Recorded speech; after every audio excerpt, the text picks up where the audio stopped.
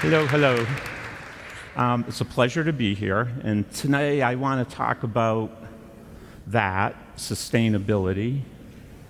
And when you think about sustainability, you usually think about the earth in green, in rivers and skies that are blue. But this idea called the Sustainocene says you can't have blue skies and green unless you worry about one other thing too, not the earth and the environment, but you have to worry about people. And what this says is you can't have a sustainable earth if you have poverty in the world. And so if you don't take care of poverty, I claim you can't have a sustainable planet, and you shouldn't even worry about the earth. Now, the reason for that starts here, and this is what makes the problem difficult. It's this philosophical concept called solipsism. So what solipsism is right now, none of you exist. You only exist because in my mind, I allow you to exist. So if I decide you don't exist right now, the room is empty. And that's how we treat energy, because we only do energy for the world that we see, and the world that we see has 3 billion people in it, people like us, the haves. We live in a developed world. The problem is the people we can't see, 6 billion, are poor, and they have no access to energy. So currently there are 3 billion people in the world with no access to energy. As I speak to you, 1.6 billion people have never seen an electron in a wire. And the other 1.5 billion people are low energy users. And in the next 40 years, 3 billion more people are going to be born on the face of the planet, and they're not ending up in the yellow circle, the world that we know. They're being born into the poor parts of the world. And so we would like to take care of that problem. One is a moral imperative. Most people say we should take care of the poor. We don't really help the poor, we just say it, but at least we believe it in our hearts. But the other is pragmatic, and the pragmatic part is that, and this relates back to the Sustainocene, if you don't take care of the poor, you can't have a sustainable planet. Now, that is a concept. I'm a scientist, and so scientists always ruin nice concepts with equations. So I'm going to show you an equation. That equation describes energy use. So if I know population, if I know GDP, gross domestic product per person, the wealth of a country per person, and then I know this thing called energy intensity, which is how much energy does it take to grow my economy, my GDP. If I know those 3 terms, I can calculate world energy use. And I did that around 10 years ago. In 2012, you were using 16 terawatt equivalents of energy. So the way to think about that is the world in 2012 had a light bulb that was 16 trillion watt light bulb. It's on all the time, and you have to give it energy. And you give it mostly coal, oil, and gas to keep the light bulb on, the 16 trillion watt light bulb on. In 2050, you're going to need 16 terawatt more equivalents of energy. You're going to have a 32 trillion watt light bulb that's on. But when I did that calculation, I assumed that every bit of energy you use today, you'll save in the future. So I made the assumption you're going to save 16 terawatts, but you need 16 more. And you could say, why? Because you're all going to be good people. You're going to save all the energy for me for the future. And it's still not enough. And it's because of these 6 billion more people who will be born. They need energy. And when you put them in that equation, you find out you're going to double your energy use. And what I'll argue right now is that energy, and I call it non-legacy, because they haven't inherited an energy system. You have here, because there are wires in the ground, and the buildings all have a grid associated with it. But for the poor parts of the world, they haven't made that investment yet. And I'm going to argue it needs to be distributed, available to everybody, and low capital expenditure. And that means no complicated engineering. And the reason for that is here. A Boeing 777, I just said, how much does it weigh and how much did it cost to make? And that year they made 74. Then I did it for automobiles and machine tools. That's a manufacturing curve, and it's cost per pound. I just need to know the weight of something, the cost, and how many you make, and then I can predict prices. So the first thing you see is you never make anything that's less than $10 per pound. That's what everything's made at, the cheapest things. Now, this doesn't work for pills, pharma, because you'll invest any amount of money to live forever, because you invest in hope. It doesn't work for IT.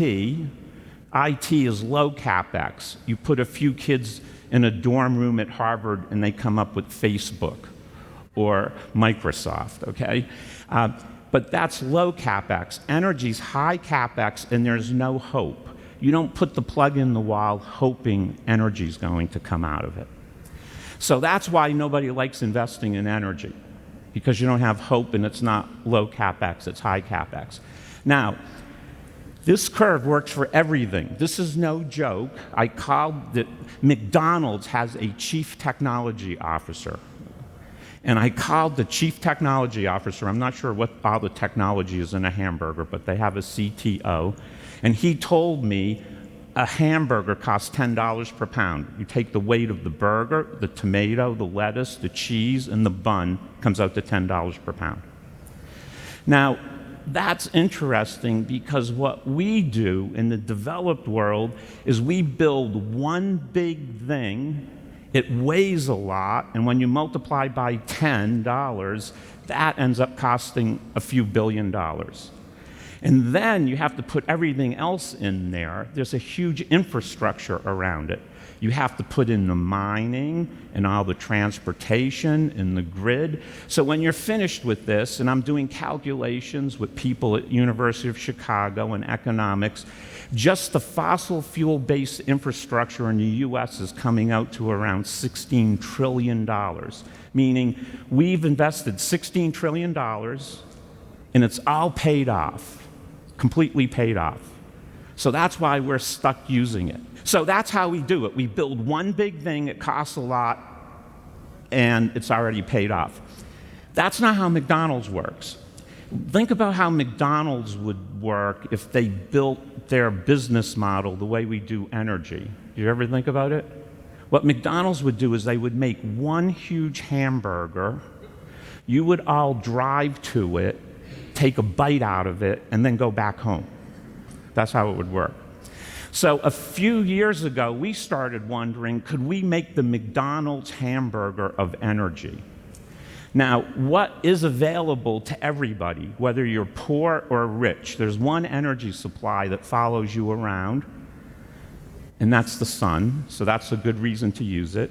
And then leaves, what they do is a leaf will take sunlight, and the first thing it does when you put water on a plant is it splits the water, it takes the bonds of water and rearranges the bonds, and it makes hydrogen and oxygen. And those are high-energy fuels. But the leaf goes one step further, because hydrogen's a gas. At night, it takes carbon dioxide from the atmosphere, and then it makes a biomass.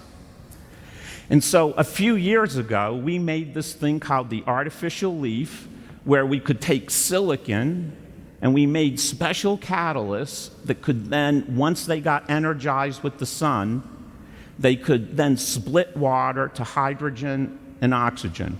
And that movie's supposed to run, but it's not working, So you can go and look on Sundance Film Festival.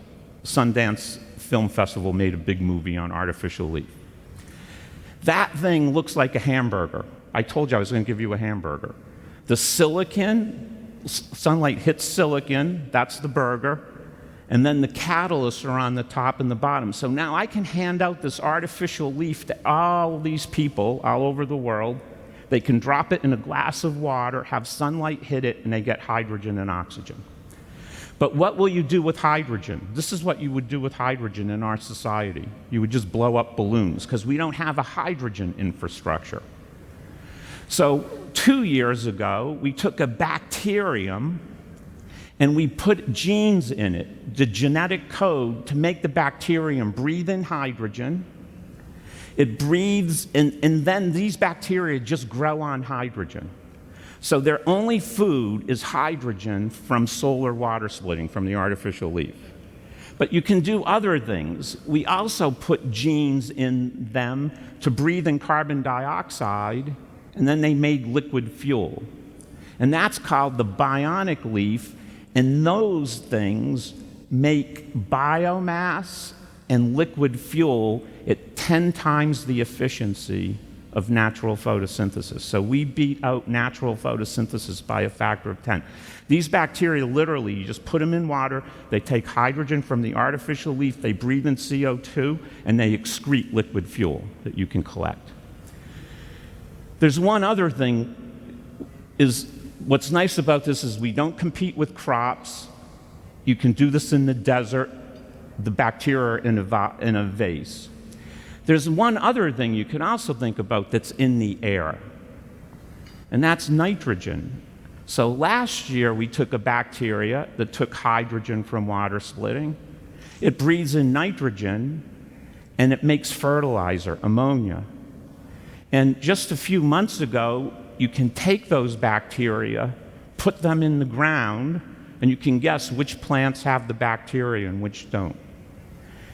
So those bacteria are taking nitrogen, hydrogen from the artificial leaf, and then what they do is they grow, crops grow at, in this case, I have big radishes, big radishes, 300% dry weight.